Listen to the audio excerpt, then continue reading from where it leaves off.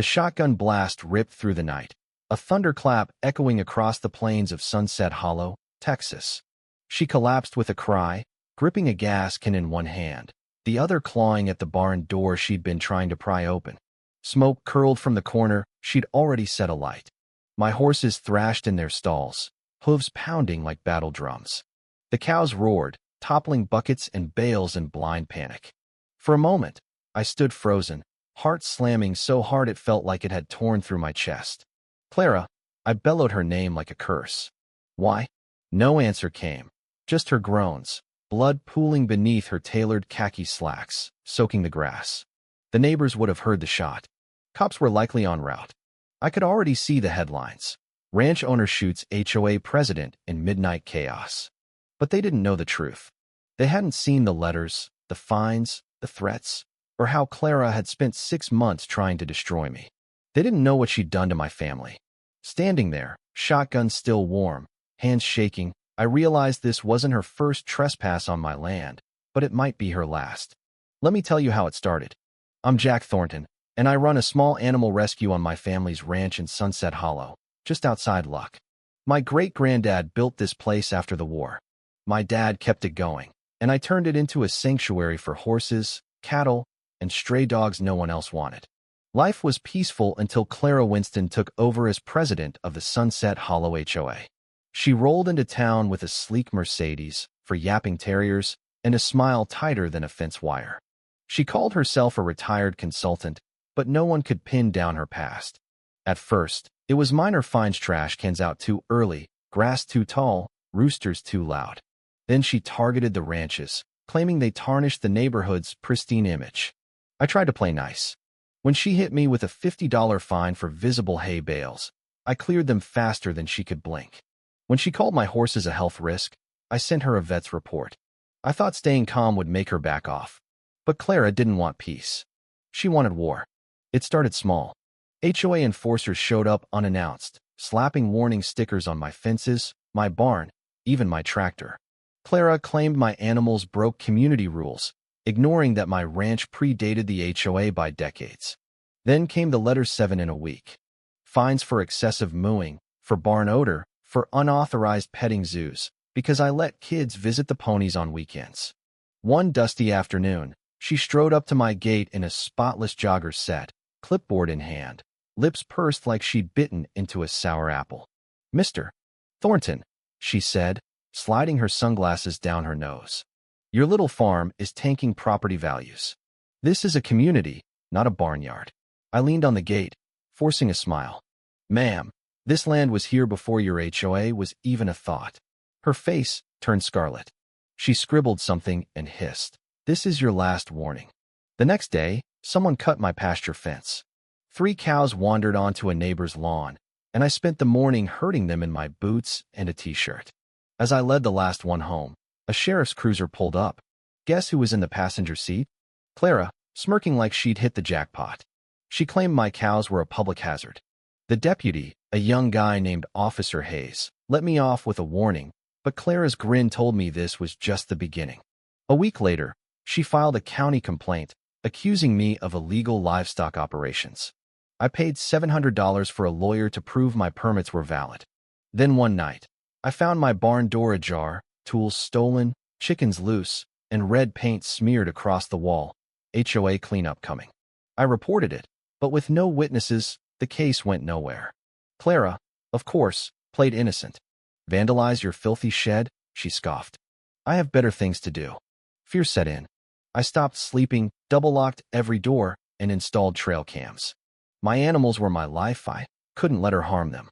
Then, at 2:13 a.m., my dog Rusty went wild. I spotted a figure climbing my fence, holding a gas can or paint, I couldn't tell. Shotgun in hand, flashlight piercing the dark, I ran outside. That's when I saw her. Clara, gas can in one hand, lighter in the other, creeping toward the barn. I shouted. She bolted. I chased her. She stopped, lit the barn's corner, and screamed, "This ends now, Jack. No more filth." I aimed low and fired. She crumpled, clutching her leg, the gas can clattering. Now she lay there, bleeding, while I stood frozen, wondering if I'd just shot the HOA president. Red and blue lights flooded the ranch.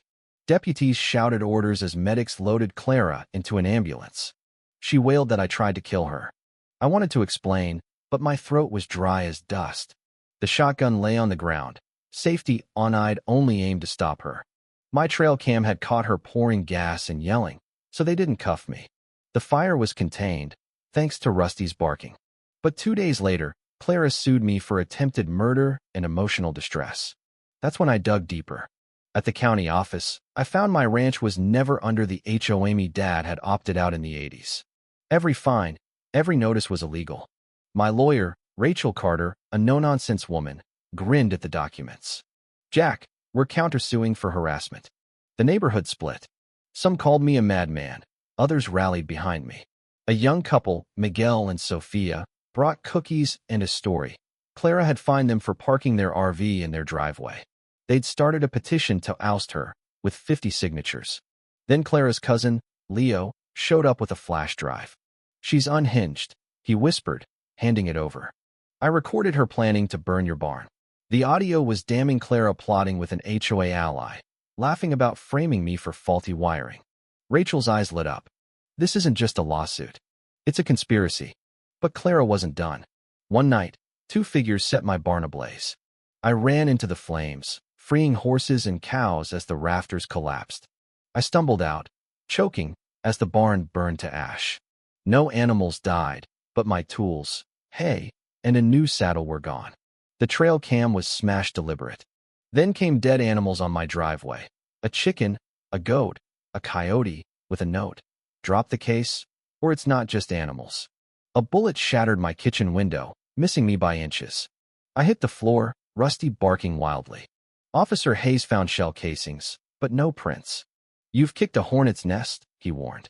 Clara's got dangerous friends. We traced HOA emails to Simon Reed, Clara's treasurer and owner of a security firm. His van was spotted near the fire. Rachel subpoenaed his records, finding $600 labeled consulting days before the blaze.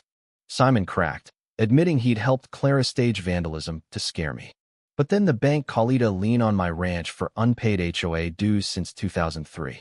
The signature was my dad's, dated 2007, 5 years after his death. I stormed the county clerk's office, slamming the forged document down. My dad's dead. This is fraud. They launched an investigation, and Rachel filed for an injunction. Clara's allies escalated. Miguel's tires were slashed. Sophia found a burned rag in their mailbox. A drone buzzed over my land, tracking me. I shot it down and handed the pieces to Hayes. They're watching you, he said grimly. Then a county inspector arrived, claiming I was dumping waste into the irrigation. He found nothing, but the message was clear. Clara was weaponizing her connections. So, I went live on Facebook, standing by the barn's ruins, Rusty at my side. I showed the forged lien, the audio, the bullet hole. The video exploded, hitting 400,000 views.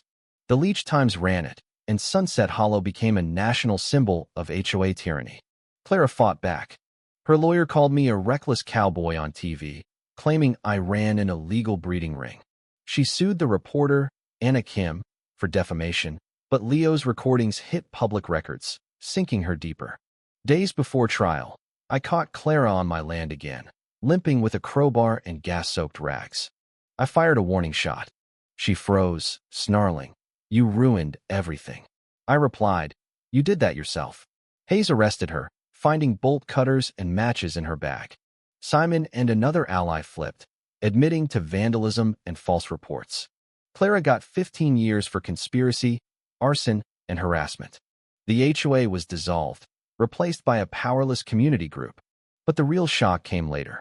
Hayes revealed Clara was funded by Vincent Morse, a Phoenix real estate tycoon who'd bought 20 local properties through shell companies. He wanted my ranch for a luxury resort. Rachel filed a federal suit against Morse for fraud and coercion.